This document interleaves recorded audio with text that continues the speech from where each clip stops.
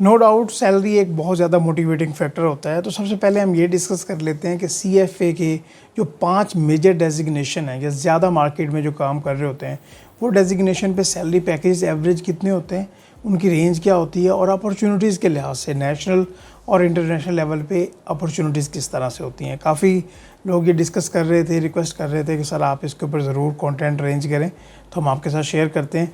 देखिए, सबसे पहले फाइनेंशियल एनालिस्ट आता है, तो ये मैं एक्चुअली स्टार्ट करूँगा बेसिक से, फिर हम एडवांस लेवल पे जाते जाएंगे। फाइनेंशियल एनालिस्ट की अगर हम बात करें तो 80,000 से लेके 100,000 यूएस डॉलर्स तक इनका पैकेज होता है। और ये एनुअल पैकेज की बात कर रहे हैं, यहाँ पे यूएसडी को आपने कन्वर्ट कर लेना अपनी लोकल करेंसी में। ट्रेडर की बात करें तो ये 1 लाख से लेके 1,50,000 यूएस डॉलर्स एनुअली कमा रहे होते हैं। और रिसर्च एनालिस्ट की बात करें ख़ास तौर पे तो ये 1,50,000 से लेके 2 लाख यूएस डॉलर्स तक कमा रहे होते हैं। पोर्टफोलियो मैनेजर्स की बात करें तो ये 2 लाख से लेके 3 लाख यूएस डॉलर्स तक कमा रहे होते हैं। चीफ़ इन्वेस्टमेंट ऑफिसर की बात करें, जो कि एक बहुत ही हाईली पेड डेजिग्नेशन भी है और इसका एक्चुअली काफ़ी ज़्यादा इंपॉर्टेंट रोल होता है किसी भी ऑर्गेनाइजेशन में। तो इनका जो पैकेजेस होते हैं ये 3 लाख से लेके 5 लाख तक होते हैं। अच्छा, आप यहाँ पे ये भी क्वेश्चन आपका वैलिड होगा कि ये मैंने आपको पैकेजेस कहाँ से बता दिए हैं, तो आप ये गूगल से खुद सर्च भी कर सकते हैं with the help of Google Bard और चैट जीपीटी, आपको इजीली पता चल जाएगा। नाउ अभी हम ये डिस्कस कर लेते हैं जनाब कि कौन से मेजर सेक्टर्स हैं, चाहे वो नेशनल लेवल पे हैं या इंटरनेशनल लेवल पे हैं, क्योंकि ज़्यादातर लोगों को यही नहीं पता कि सीएफए कहाँ पे काम करते हैं।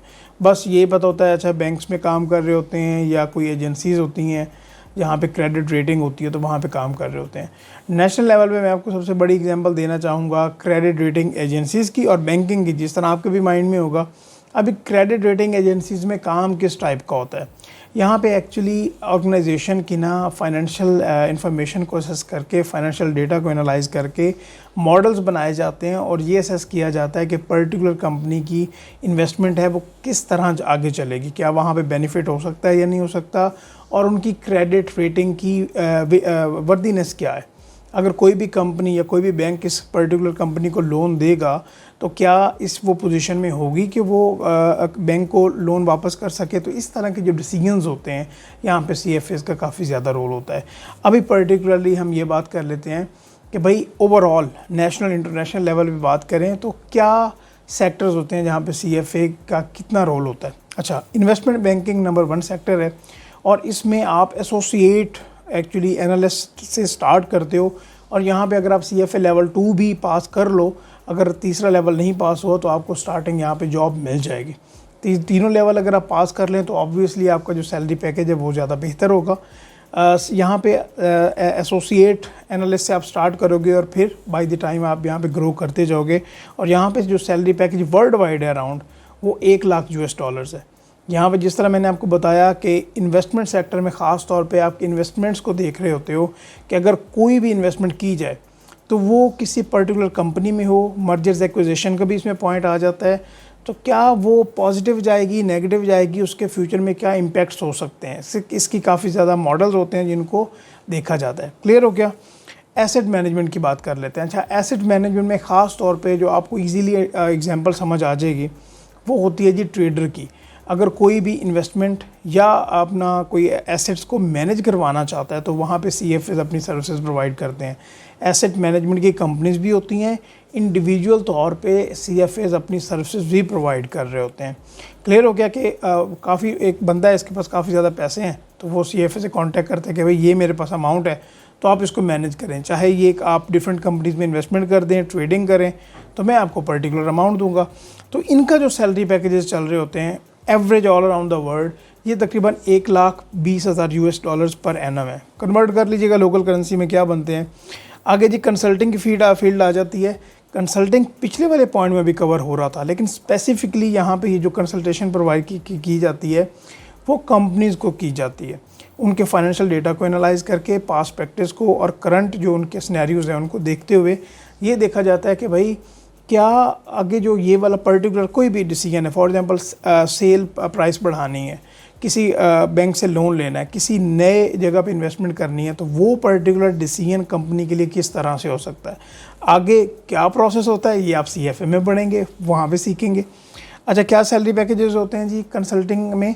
ख़ास तौर पे सैलरी पैकेज कंसल्टिंग में कंसल्टेशन की कंपनीज भी होती हैं और अपनी कंसल्टेशन भी लॉन्च की जा सकती है। क्लियर? यहाँ पे मैं ऑडिट फर्म्स की बात नहीं कर रहा। CFAs की कंसल्टेशन थोड़ी सी डिफरेंट होती है, जिसमें रिस्क मैनेजमेंट भी आ जाती है, फाइनेंशियल इन्फॉर्मेशन भी आ जाती है, उसको असेस करना और इन्वेस्टमेंट के रेलिवेंट डिसीजन मेकिंग करके देना। ठीक है, तो इनके जो सैलरी पैकेज होते हैं अराउंड $1,30,000 पर एनम होते हैं। राइट, लास्ट पे आ जाता है जी कॉर्पोरेट फाइनेंस। और इसमें क्या होता है एक्चुअली, इसमें कंपनीज़ को फाइनेंशियल प्लानिंग करके दी जा रही होती है, उसके एनालिसिस में, और साथ रिपोर्टिंग भी, जिस तरह फाइनेंशियल रिपोर्टिंग है उसको भी देखा जा रहा होता है। अच्छा, इसको और लास्ट जो हमने डिस्कस किया कंसल्टिंग को, उसको आपने मिक्स नहीं करना, ये थोड़ा सा डिफरेंट होता है कॉर्पोरेट फाइनेंस। अच्छा, इनके जो सैलरी पैकेजेस होते हैं जो वो $1,40,000 पर एनम होते हैं, और ये फील्ड सबसे ज़्यादा CFAs को अट्रैक्ट करती है।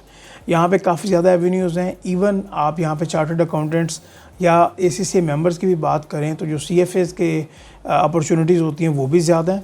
इसके अलावा सैलरी पैकेजेस भी ज़्यादा होते हैं। इसके ऊपर हम डिटेल में एक वीडियो बना चुके थे कि इसका क्या प्रोसेस होता है, क्या लेवल्स होते हैं, एग्ज़ाम्स किस तरह से होते हैं, क्या इसका फ़ीस स्ट्रक्चर रजिस्ट्रेशन है, तो उसका लिंक आपको डिस्क्रिप्शन में मिल जाएगा, वो भी आप देख लीजिएगा। अच्छा, एक और बात भी है कि आपके माइंड में होगा कि यहाँ पे मैंने ट्रेडिंग की बात की थी ना, कि ये ट्रेडिंग की सर्विसेज भी प्रोवाइड कर सकते हैं।